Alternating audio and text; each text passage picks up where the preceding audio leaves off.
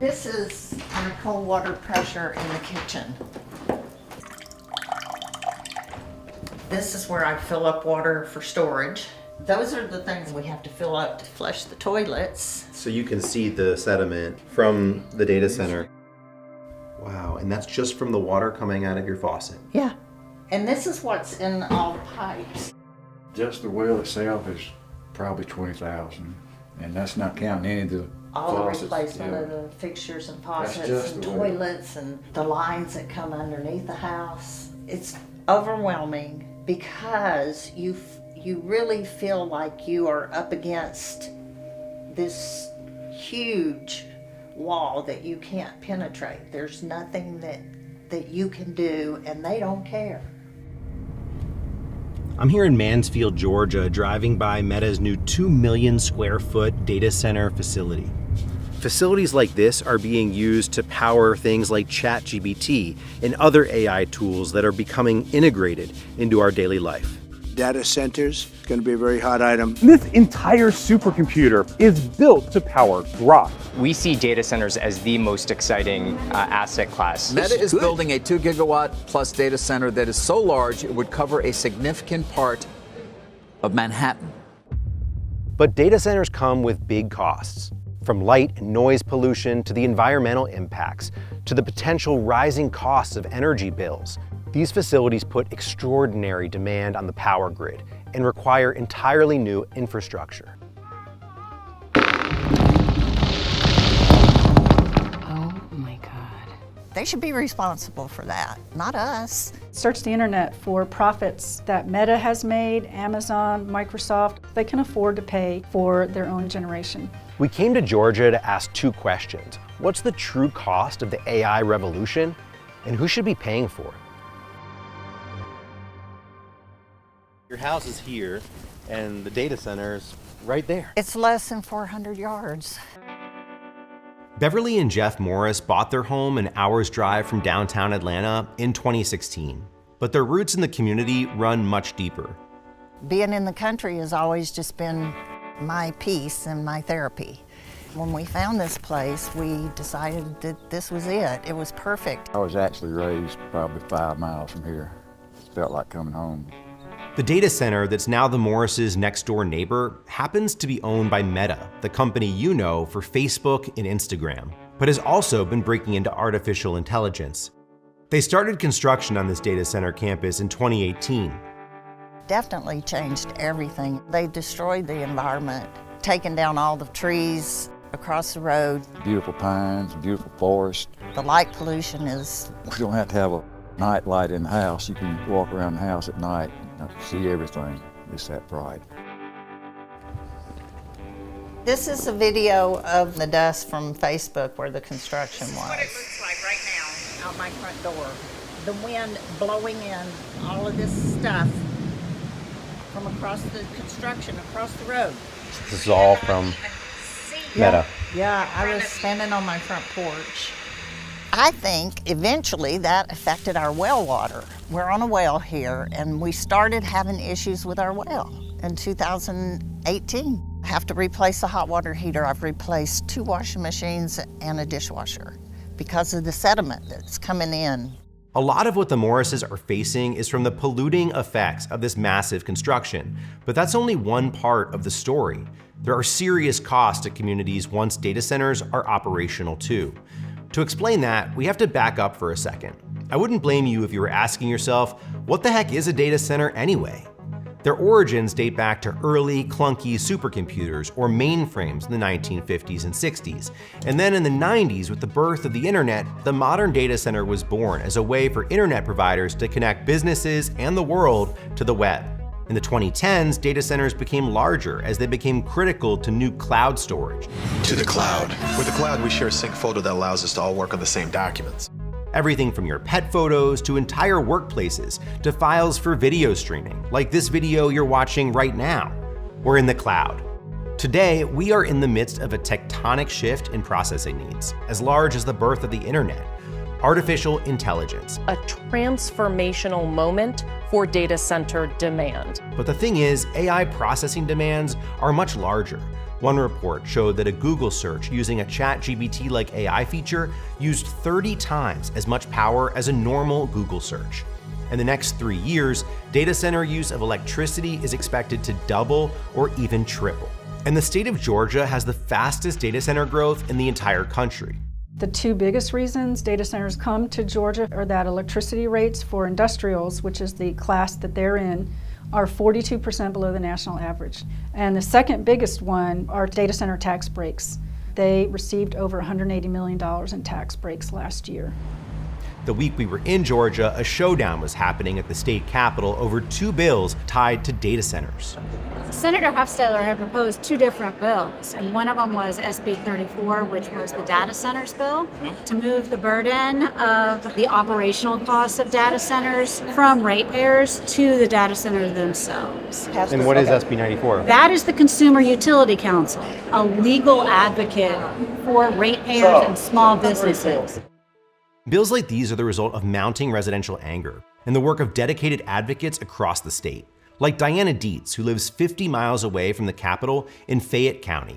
This is a huge industrial project plopped in a residential area. This was the original plan, 122 acres. And then the Development Authority got involved. In 2022, officials in Fayette County voted to annex and rezone an additional 412 acres for a data center campus. Fayetteville's City Council voted 5-0 in favor of the development, despite passionate opposition from some local residents. The site was then purchased by QTS, which is owned by Blackstone, for $153.8 million. These speculators, investors, are secretly buying up land right next to homeowners. And it was all done so that when we all went to the 4 public hearings between the county and the city, it was a done deal. This is the one that's currently under construction, and this is where Gene and Joe are. Gene and Joe Marshall live on the edge of Fayetteville in Fayette County on an 8-acre property. This driveway is almost the line for Fayette County versus Fayetteville, where QTS's property is located. We have absolutely no say in anything that happens over here. Despite their vocal opposition to the project, living next to construction on all sides of their home has become their daily reality for the last 2 years. They do nightly pours over here, and in the back part at the other building, the lights are shining and there is noise. 3 o'clock in the morning, 4 o'clock in the morning. So they don't stop. Oh yeah, sure. We went to visit Nikki Vanderslice, who heads up the Fayette County Economic Development Authority, a non-governmental agency that played a central role in the marketing of the land for data center development. For residents who live alongside these data centers, life has become very difficult. What do you say to them?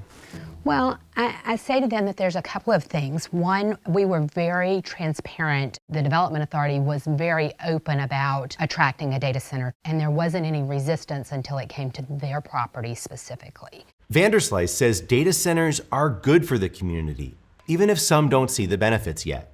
In 2021, that property paid $36,000 in property taxes total. In 2024, on raw land, it paid $1.13 million in property taxes. That contributed $760,000 to our local Board of Education. I'm apologetic that they're being impacted, but I also see the benefits of what the companies are doing and how they're improving our economy. And so there's the balance that when you have, 200 out of 120,000 people, that you have to balance what's the highest and best use for the whole of the community. It's just the height of selfishness to imagine that one county's benefit to the huge detriment of 158 other counties in Georgia that now have to pay higher electric bills is okay. It's not okay. It drives inequity. It's very immoral too. That's Patty Durand, and as you can tell, she does not agree with Nikki Vanderslice.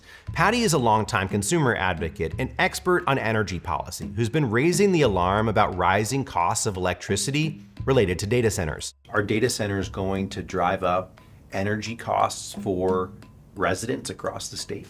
On May 1st, Georgia Power residential ratepayers experienced a 24% rate increase. Just since 2023, Georgia Power has raised rates 6 times. And related to those rate hikes, remember those 2 bills we mentioned earlier? We were with Patty as she was watching a live feed of the Senate floor. Today is crossover day, which means any bill that does not get through one side of the House or the Senate to the other side is dead for the year. And right now, Senate Bill 34 is not on that list. By later that evening, both bills had failed to get a vote. As disappointed and angry as Patty was, she wasn't too surprised. Georgia legislators are getting soaked with money from Georgia Power. Is that a conflict of interest? Absolutely. It is clearly corrupting. This is the highest paid utility CEOs in the country. Why is the poorest region in the country paying the most to our CEOs? $23 million, $33 million. It's ridiculous how much money they make. Our time in Georgia is crucial to understanding what's happening all across the country because the growth of data centers is not slowing down anytime soon. And tech billionaires have already been complaining about the amount of red tape involved in powering this growth.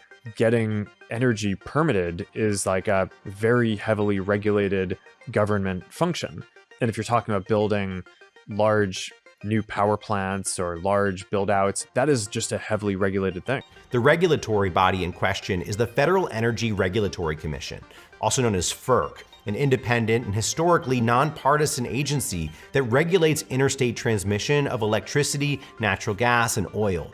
But just last month, President Trump signed an executive order placing FERC under White House control.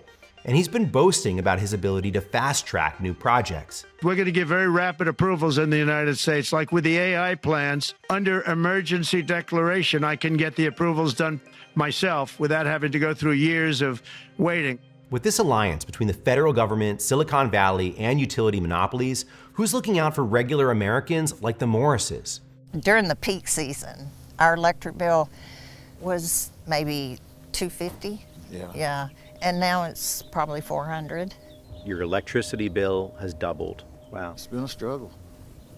Every month it's a struggle. Jeff would like to retire, but he keeps working because we have to pay our bills. Do you think that people should have to pay more because of data centers? No, absolutely not. They should pay for that difference. It's hard enough for a regular person to pay their electric bill as it is.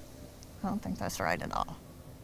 We reached out to the big tech companies, including Meta and QTS, asking for an interview and a tour of their facilities, but both declined to participate in the story.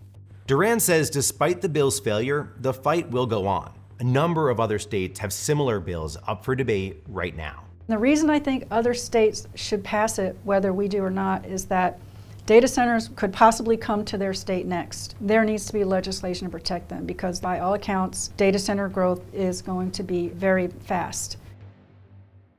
Before you go, please support our work by liking this video and subscribing to our channel. We're always looking to tell more stories like this one, unpacking economic systems that impact all of our daily lives. What other issues do you want to see us cover? Sound off in the comments, and again, don't forget to like and subscribe.